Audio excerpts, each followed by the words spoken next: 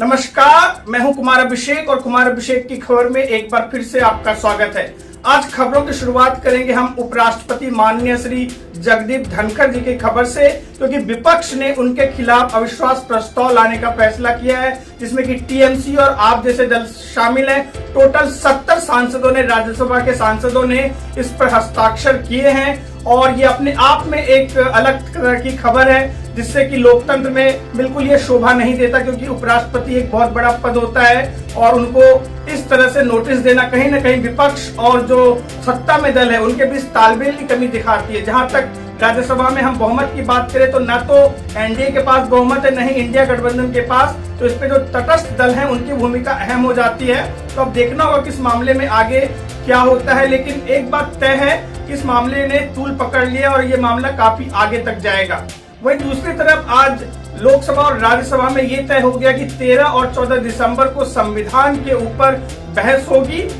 विपक्षी पार्टियां और सत्ताधारी दल से जो है वक्ता अपने अपने वक्तव्य रखेंगे। लोकसभा में इस बहस की शुरुआत माननीय रक्षा मंत्री राजनाथ सिंह करेंगे, तो वहीं राज्यसभा में इसकी शुरुआत अमित शाह कर सकते हैं। वहीं इन सारे मसलों पर प्रधानमंत्री नरेंद्र मोदी जवाब देंगे, लोकसभा में भी देंगे और ऐसी खबर है कि राज्यसभा में भी वो जवाब दे सकते हैं।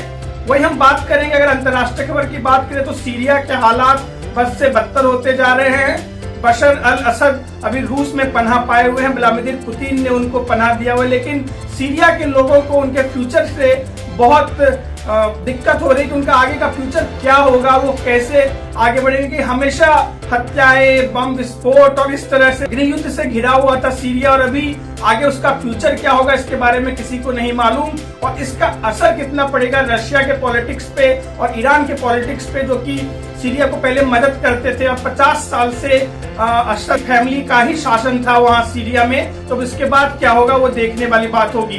तो वहां आज एक खबर इंडिया गठबंधन में दरार को भी लेकर के है। बहुत सारे इंडिया गठबंधन के दलों ने ये मांग की है कि ममता बनर्जी को अब इंडिया गठबंधन का नेतृत्व करना चाहिए। जिस तरह से महाराष्ट्र में कांग्रेस हारी है और जिस तरह से झारखंड में भी उसको कुछ खास फायदा नहीं हुआ है, फायदा हुआ है तो झारखंड मुक्ति मोर्चा को।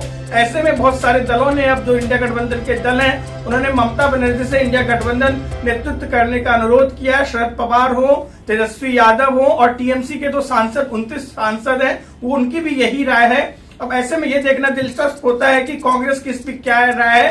कांग्रेस के नेता अखिलेश सिंह ने कहा है कि ये इंडिविजुअल थॉट हो सकता है, लेकिन कांग्रेस एक बड़ी पार्टी है, भाजपा के बाद सबसे बड़ी पार्टी लोकसभा में कांग्रेस है, और इस तरह से जो भी फैसला होगा सबकी सहमति से ही हो सकता है। राहुल गांधी के नेतृत्व में हमने काफी अच्छा काम किया है और आगे भी करते रहेंगे, ये कांग्रेस का स्टैंड है। लेकिन टीएमसी बोल रही है कि वो इस मामले को लेकर के बिल्कुल सजग है कि इंडिया गठबंधन आगे बढ़े, ताकि भारतीय जनता पार्टी का वो मुकाबला कर सके। कीर्ति आजाद जो कि सांसद है, पहले वो बीजेपी में थे, अभी टीएमसी से सांसद है आसनसोल से, उनका ये कहना है कि कांग्रेस का रस्सी जल गई है लेकिन बल नहीं गया। जिस तरह का परफॉर्मेंस महाराष्ट्र में हुआ है, तो शरद पवार ने भी ममता बनर्जी की तारीफ की है। आगे देखना दिलचस्प होगा कि इसमें क्या रुख अपनाया जाता है।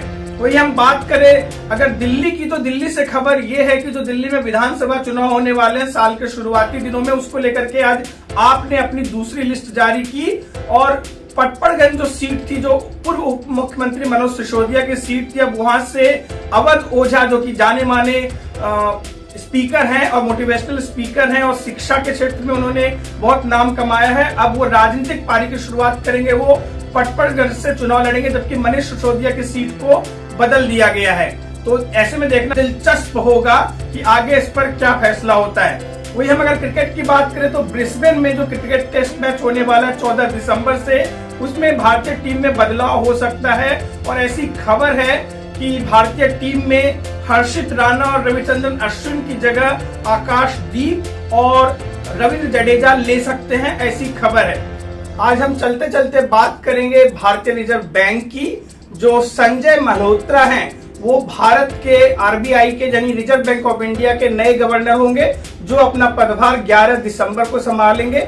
हम आपको बता दें कि इससे पहले शक्तिकांत दास जो थे आरबीआई के गवर्नर हैं, अभी भी वो हैं और उनका कार्यकाल अभी समाप्त हो रहा है, इसलिए 11 दिसंबर को ये जो है मल्होत्रा साहब कार्यभार संभालेंगे, क्योंकि आर्थिक स्थिति भारत की भी इस जो हमें क्वार्टर में अच्छी नहीं देखी गई है और आरबीआई की नीति से बहुत कुछ निर्भर करता है भारत के विकास पर, स्पेशली आर्थिक विकास पर। हमें देखना दिलचस्प होगा कि नए गवर्नर इस दिशा में क्या कार्य करते हैं और कैसे भारतीय इकोनॉमी को बूस्ट करते हैं। जब सारी दुनिया कहीं युद्ध से लड़ रही है तो कहीं हालात अच्छे नहीं है, जैसे सीरिया की हम बात करें, रशिया की बात करें, यूक्रेन की बात करें, वो कहीं ना कहीं युद्ध में इन्वॉल्व है, इजराइल भी इन्वॉल्व है युद्ध में, और जो ईरान है, हिजबुल्ला, सब युद्ध में इन्वॉल्व है। ईरान हिजबुल्ला को सपोर्ट कर रही है, लेबनान से भी इजराइल का युद्ध जारी है। तो ऐसे में देखना दिलचस्प होगा कि आर्थिक नीतियों से कैसे भारत को उबार सकते हैं नए गवर्नर। कुमार अभिषेक की खबर में आज के लिए इतना ही। आप हमारे चैनल को सब्सक्राइब करें, हमारे वीडियो को लाइक करें और बेल आइकन दबाना ना भूलें ताकि आपको सारे नोटिफिकेशन मिले जब भी हम नया वीडियो अपलोड करेंगे। आज की खबर में इतना ही। गुड नाइट, शब्बा खैर, जय हिंद।